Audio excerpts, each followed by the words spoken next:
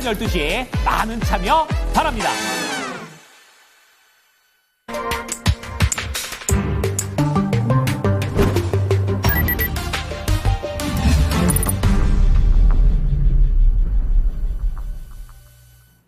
네, 연준 와처 시간입니다. 이코노미 21 양현빈 기자 모시고 오늘도 이야기 나눠보겠습니다. 네, 기자님 안녕하십니까? 네, 안녕하세요. 네. 자, 먼저 미국 물가 지표죠. CPI부터 돌아보도록 하겠습니다. 우리가 금리 관련된 이야기를 할 때 가장 눈여겨보는 미국의 물가 지표가 될 텐데, 예상보다 좀 높게 나왔습니다. 자, 그런데 여기서 주목해봐야 될 것이, 헤드라인 CPI와 근원 CPI, 이 통계 방식이 좀 다른 것 같습니다. 계절 조정을 하고 안 하고 이런 차이 같은데 뭐가 이렇게 다른지, 왜 이유가 뭔지 자세히 좀 볼까요? 예, 대부분 이제 CPI가 나오면은 이번 달에 많이 올랐다. 그래서 증시에 안 좋다. 네. 이번 달에 떨어져서 증시에 좋다. 이렇게 이제 가볍게 보곤 하죠. 근데 좀 더 깊게 들어가면은 CPI의 움직임을 좀 더 이제 정확히 보려면은 그 헤드라인 보통 이제 나오는 거요. 예. 그거는 계절 조정을 안 합니다. 네. 그리고 코어라고 해서 그 근원 CPI는 계절 조정을 합니다. 네. 근데 여기서 또 헷갈리는 게요. 또 전년 대비 것도 발표하고 보통 그걸 제일 먼저 발표하죠. 예. 그다음에 그 헤드라인 CPI에 전월 대비 얼마 올랐다. 맞아요. 그것도 발표하죠. 근데 그건 또 계절 조정을 한 값이에요. 그래서 CPI 전년 대비만 계절 조정을 하지 않고 네. 나머지 모든 이제 연준에서 발표하는 지표들은 무조건 계절 조정을 한다 이렇게 보시면 돼요. 계절 조정을 하는 이유가 있나요? 그때 다르게 네, 하는 계절 조정을 하고 안 하고의 이유는 뭐냐면은 내가 만약에 이제 파월이다, 또는 네. 내가 만약에 재무부 장관이다, 그러면 이제 경제 상황을 보면서 어떤 정책을 펴야 되는데 이게 계절마다 늘 벌어지는 일들이 있거든요. 그럼 그런 거에 맞춰서 할 수는 없잖아요. 그럼 특별한 변수가 아니니까. 네, 그러면은 이제 그런 것들을 감안해서 예. 계절 조정을 좀 부드럽게 만드는 거죠. 그게 이제 계절 조정의 가장 큰 이유고. 예. 근데 CPI는 계절 조정을 안 하는 굉장히 중요한 지표인데도 네. 그 이유가 있는데 그게 뭐냐면은 CPI가 미국의 이 국채 중에서 굉장히 독특한 국채가 있는데 팁스라는 국채가 있어요. 예. 이게 뭐냐면은 인플레이션을 보상해주는 국채예요. 이 국채는 어떤 거냐면은 다른 장기 국채와 마찬가지로 6개월마다 그 이자를 지급을 해줍니다. 네. 그런데 이 국채는 어떻게 되냐면 처음에 제가 이제 5년짜리를 샀다. 그러면 5년 뒤에 그러면 처음 샀을 때 물가하고 CPI하고 5년 뒤 만기가 돼서 샀을 때 물가하고 비교를 해요. 네. 만약에 물가 지수가 100에서 200으로 올랐다.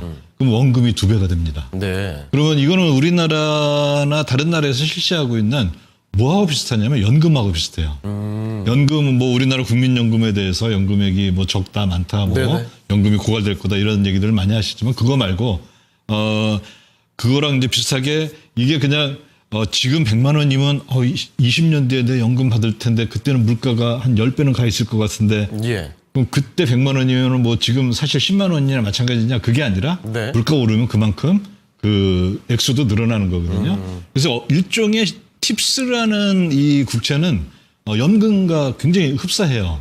그래서 이게 매달 발행이 되거든요. 물론 이제 만기가 조금씩 다르지만 예. 이게 매달 발행이 되는데 그걸 산 사람이 이번 달에 CPI 그 계절 조정을 해서 이게 팍 떨어지거나 그럼 굉장히 이게 기분이 나쁘잖아요. 왜냐하면은 일반 사람들이 물가를 그 시중에서 소비 생활을 할 때 계절 조정한 값으로 사는 건 아니거든요. 네. 그 당시에 있는 물가로 사기 때문에 그래서 CPI는 계절 조정을 하지 않습니다. 네. 자, CPI 돌아보고 있습니다. 일단 계절 조정에 대한 이야기 상세히 좀 나눠봤는데 이번에 좀 데이터들의 좀 맥락을 살펴보도록 하겠습니다. 과거 이 월별 CPI가 어떤 특징이 있었는지 요거 차트 좀 볼까요? 네, 요거는 이제 그 연준에서 발표하는 또는 노동통계국에서 발표하는 계절 조정을 한 게 아니라 예. 비계절 조정을 한 겁니다. 그래서 우리가 뭘 볼 수가 있냐면은 계절에 따라서 월에 따라서 어떤 특성을 볼 수가 있어요. 예. 그럼 이게 제가 2010년부터 2025년 그저께 발표된 1월 거까지 쭉 본 건데요. 중간에 보면은 점으로 된 검은색이 있습니다. 네. 이게 평균이에요. 아, 예. 그럼 평균을 보면은 어떻습니까? 1, 2, 3월 올랐다가 점점 떨어지죠. 그렇죠. 여름에 거의 없네요. 네, 그래서 이제 11월 오히려 11월, 12월에 쭉 하락하는 걸 우리가 볼 수가 있습니다. 네. 아니, 근데 사실 11월, 12월이라고 하면은 보통 쇼핑 시즌 아닙니까? 그렇죠. 더 많이 뭔가 팔리고 좀 올라가야 될 것 같은데 반대로 보입니다. 네, 근데 그 11월 쇼핑 시즌이 언제냐면은 예. 추수감사절, 성탄절이잖아요. 네. 그럼 그때 뭐 블랙 프라이데이 뭐 이런 거 나오잖아요. 예. 가격 인하하죠, 그때. 아. 그래서 얼마나 팔렸는 이런 것보다 그 표시되는 가격, 제품들의 가격 같은 것. 네, 그래서 이제 요게 조금 이제 처음에는 의아하게 생각을 하는데요. 예. 그게 뭐냐면은 11월, 12월에 어떤 일이 생기냐면은 그 다음 걸 한번 보면요. 예. 소비라는 건 내 소비 금액은 가격에다가 내가 얼만큼 샀나 수량을 곱한 거겠죠. 가격 뭐 보통 P 수량은 Q라고 하니까요. 그렇죠. 그다음에 소비는 E라고 익스펜더처라고 해서 E라고 나타내는데 쇼핑 시즌이면 어떻게 되냐면은 그때 다 뭐 굉장히 할인 소식이 많이 들리잖아요. 그때. 굉장히 많이 하죠. 네. 그 대폭하니까 많이 사는 거 아니겠습니까? 그 얘기는 가격이 떨어진다는 거예요. 예. 그 CPI가 전월 대비해서 떨어진다는 거죠. 그래서 아까 전에 봤던 차트에서 11월, 12월이 전통적으로 마이너스가 되는 거예요. 그러니까 그 양이 더 많이 팔린다고 해도 떨어지는 가격이 굉장히 크기 때문에 아니죠. 이제 양이 훨씬 더 많이 팔리기 때문에 소비 양 자체는 네. 이가 이제 더 커지는 거죠. 그러니까. 어. 그래서 이제 그런 일들이 생기고요. 예. 그다음에 1월, 2월, 3월은 또 이게 뭐냐면은 전통적으로 이미 이제 11월, 12월에 뭐 예를 들어 아마존이나 이런 데서 이제 어마어마한 할인 행세를 하잖아요. 예. 사람들이 어마어마하게 또 사겠죠. 그러면 1, 2, 3은 이제 쉽게 얘기하면은 재고가 많이 바닥이 난 상태예요. 네. 그런데 평소에 소비하는 뭐 소비 패턴은 예를 들어 뭐 11월, 12월에 밥을 5끼 먹고 네. 뭐 1, 2, 3월에는 뭐 한 끼 먹는 게 아니라 매일 3끼씩 먹잖아요. 네, 그렇죠. 근데 그거는 일정한데 그런 이제 그 물건을 파는 데들의 재고가 떨어졌으니까 즉 공급이 떨어지니까 그때 수요는 일정한데 공급이 떨어지니까 어떻게 보면 수요가 좀 더 큰 거죠. 그래서 그때 1, 2, 3월의 가격이 높게 나옵니다. 그래서 이 가격의 변화에 따라서 이 CPI의 월별 특징이 좀 나타난다. 네. 이런 말씀을 또 해주신 것 같은데. 자, 그러면 지금 1, 2, 3월 이야기도 나왔는데요. 최근 월별 CPI를 보게 되면 작년 1, 2, 3월이 높아서 좀 기저효과를 기대할 수 있을 것 같다. 이런 생각이 드는데 2월 CPI 좀 어떻게 전망하십니까? 예, 여기서 이제 기저효과라는 건 뭐냐면 CPI 계산이 이제 어떻게 보면 굉장히 쉬운데요. 만약에 올해 1월 CPI를 계산한다. 그러면 이번 달 전월 대비 얼마냐? 예. 그러면은 0.65가 나왔습니다. 저기 이제 차트의 맨 오른쪽에 있는 거고요. 그러면 12개월 전에 작년 1월에 그 CPI는 얼마냐? 0.54죠. 네. 그럼 그걸 빼줘요. 그럼 그거를 더해주면 됩니다. 그러면 0.11이니까 0.1 더해주면은 바로 지난달에 CPI가 2.9였거든요. 예. 근데 이번에 그러니까 CPI가 그래서 3.0이 나오는 거예요. 그러니까 이 빼주는 값이 크면은 CPI가 감소하겠죠. 예. 그 줄어드는 방향으로 하겠죠. 그래서 1, 2, 3월을 딱 보면은 아무 생각 없이 그냥 1, 2, 3월을 딱 보면은 1월에 0.54, 2월에 0.6, 3월에 0.65 그러면은 이게 빼주는 게 크니까 네. 이게 좀 줄어들 수 있겠다 하는데 이게 계절성을 갖는 값이기 때문에 그렇게 쉽게 줄어들지는 않습니다. 그런데 이번에는 이제 조금 뭐 놀라웠더라기보다도 약간 의외였던 게 뭐였냐면은 그래도 많이 나왔거든요.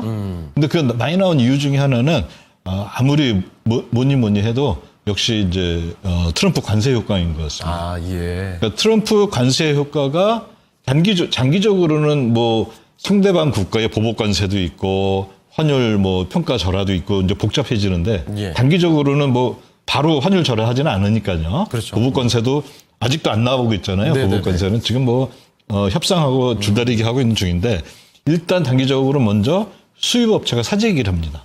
왜냐면은 다음 달부터 이거 뭐 당장 바뀔 수 어떻게 있으니까. 될지 모르니까 일단은 야 많이 사나 그렇게 하고 그 수입 업체만 그런 게 아니라 소비자도 예. 뭐 예를 들어 안 썩는 것들 뭐 술도 많이 살 수가 있고 네. 뭐 화장지나 뭐 이런 것도 많이 일단 사놓을 수가 있어요. 그렇죠. 그러니까 수요가 그만큼 확 느니까 가격도 어떻게 보면은 평균에 비해서 많이 늘었다 이렇게 볼 수가 있고요. 그래서 제가 봤을 때 이 관세 효과는 아마 2월에도 예. 2월에도 이제 아직까지 이 관세가 확실하게 된 거는 거의 없거든요. 네. 어디죠? 제일 먼저 멕시코하고 캐나다랑 하기로 했는데 여전히 뭐 국경 문제 이거 하니까 그러면 우리 뭐 좀 미뤄줄게. 네. 그리고 오늘 새벽에 나왔던 관세도 언제부터 할 거냐 물어보니까 지금 당장은 아니고 네. 4월 2일 이렇게 얘기를 했어요. 그러니까 이게 참 어지러운 게 속보와 뉴스들이 쏟아지는데 대부분이 했다, 안 한다, 뭐 네. 미뤘다, 뭐 네. 이런 내용입니다. 그래서 이제 제가 볼 때 이 트럼프의 관세 이 발언은 예. 좀 정확하게 이 상황을 보고 그리고 이게 어떻게 될 것인가 예. 이런 걸 좀 봐야지 어지러운 시장에 잘 대응을 할 수가 있을 것 같습니다. 그렇습니다. 이 관세 정책 이야기를 또 기자님께서 꼽아 주셨는데 트럼프의 새로운 관세 정책, 특히 이 상호 관세 이야기가 참 화두가 되고 있습니다. 이 상호 관세에서 특히 뭐 눈여겨봐야 되는 내용들 어떻게 보고 계실까요? 네.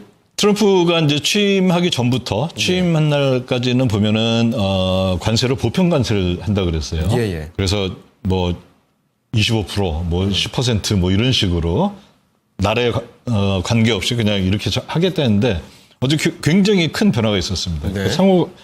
보편 관세에서 상호 관세니까 1대1로 봐가지고 예를 들어 뭐 중국 너네 관세 얼마야? 우리 관세 얼마니까 우리 관세 올릴래? 뭐 이런 식으로 하는 건데요. 예. 그게 그냥 관세에만 국한됐으면은 좀 쉬운데요. 관세 말고 또 비관세 장벽이라는 것이 있습니다. 비관세 장벽이요? 예, 그러니까 관세는 아닌데 예. 그 대표적인 게 이제 국내 기업에 대해서 보조금 주는 거 뭐 이런 것들. 예, 예. 근데 이 또 뭐 어떤 규제 정책이라든지 이런 것들을 다 합쳐서 이제 비관세 장벽이라고 그러는데 여기서 이제 굉장히 오해하는 것들 중에 하나가 뭐냐면은 부가가치세라는 거 있잖아요. 예. 요것도 비관세 장벽이라고 얘기를 해버린 거예요. 그래서 이 트럼프 경제팀에 제가 볼 때는 경제학적 예. 이런 이제 지식이 상당히 좀 문제가 있다. 이거는 정말 아닌데 이제 그런 게 있고요. 그래서 이제 결국에 이런 것들을 보면은 예를 들어 이제 지금 화면에 보면 빨간색 국가들이 부가가치세를 하고 있는 나라예요. 예. 파란색 국가들 다 보면 미국 빼고 대부분, 가난한 나라들이죠. 예. 그러니까 이거는 뭐냐면은 이 관세 정책이 이제는 미국 대 나머지 나라들하고 이렇게 가버린 거예요. 상호 관세, 그다음에 예. 부가세라는 거를 들고 나오면서 그리고 이제 이걸 하면서 이 전체를 총괄하는 데가 뭐 상무부, 그다음에 특히 거기에 미국 무역 대표부 USTR이라고 있거든요. 예. 거기 직원들이 아주 바빠지게 생겼어요. 왜냐하면 보편 관세하면 그냥 전부 일괄적으로 25%, 뭐 10% 이렇게 딱 하면 되는데 상호 관세를 해야 되니까 네. 이거 상대할 나라들이 부가가치세만 하더라도 한 170여 개의 국가들이 하고 있거든요. 그러면 뭐 굵직굵직한 나라들만 한다 하더라도 아주 이거 골치 아픈 일이 된 거죠. 예. 자, 이 부가가치세 관련된 이야기를 또 꺼내주셨는데, 트럼프가 콕 집어서 겨냥한 부가가치세입니다. 자, 그런데 여기서 좀 문제가 있다, 이렇게 말씀을 해주시는데요. 정확히 어떤 문제가 되는 건지, 논리적으로 어떤 게 문제가 되는 건지 설명 좀 자세히 해주시죠. 네, 요 편은 아마 여러분들이 나중에 뭐 다시 한번 보셔도 될 것 같고요. 예. 간단하게 이제 얘기를 하자면은 부가가치세는 소비자가 냅니다. 네. 자, 생산자도 부가가치세를 내긴 해요. 그런데 만약에 내가 어떤 원료를 수입을 했다. 그러면 뭐 100원에 수입했다. 우리나라 같은 경우는 부가가치세가 10%잖아요. 예. 그러면 10%만큼 더 내고 삽니다. 그럼 보통 이제 아마 사업을 해보신 분이나 아니면 뭐 조그맣게 뭐 가게를 하더라도 뭐 어디에서 뭘 살라고 그러면은 이거는 뭐 100만 원인데요.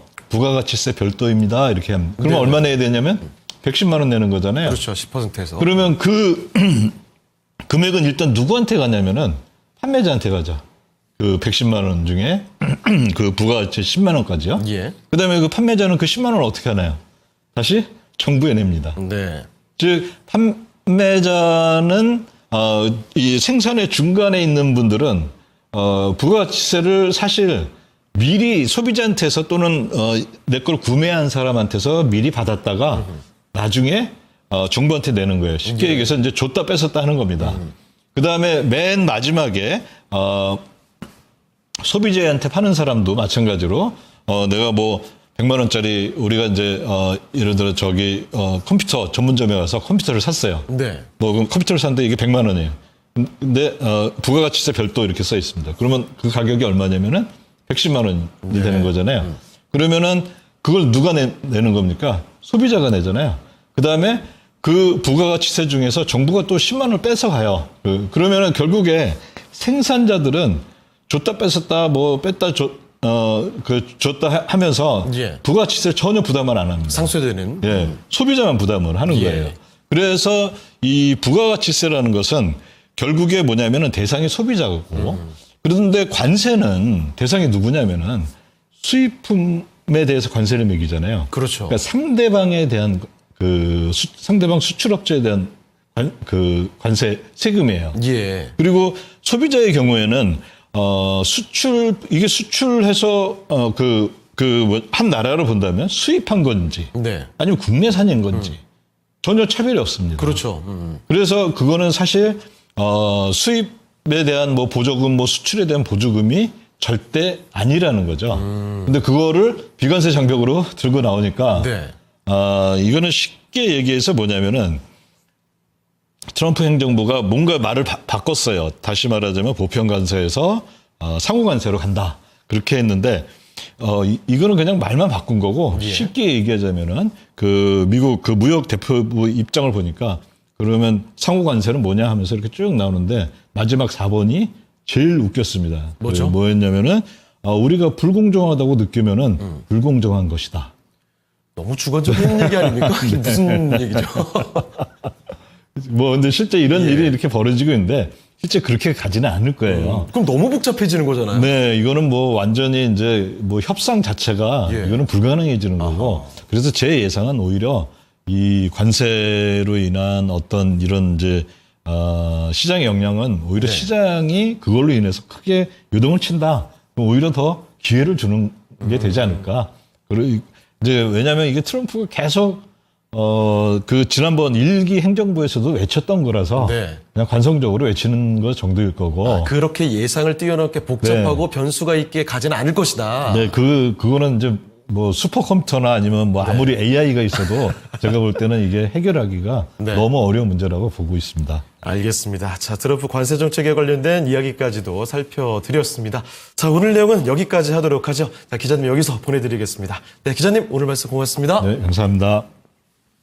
자, 이코노미 21 양영빈 기자와 함께 이야기 자세히 나눠봤습니다. 연준의 첫 시간 오늘 여기서 마무리 지어보도록 하겠고요. 지금까지 다양한 투자 판단에 대한 도움 말씀 드렸습니다. 하지만 특정 종목의 상승과 하락을 보장하진 않으니까요. 이 점도 기억해 주시면 좋겠습니다. 저희는 다음 주 월요일 이 시간에 다시 뵙겠습니다. 시청해주신 여러분 고맙습니다.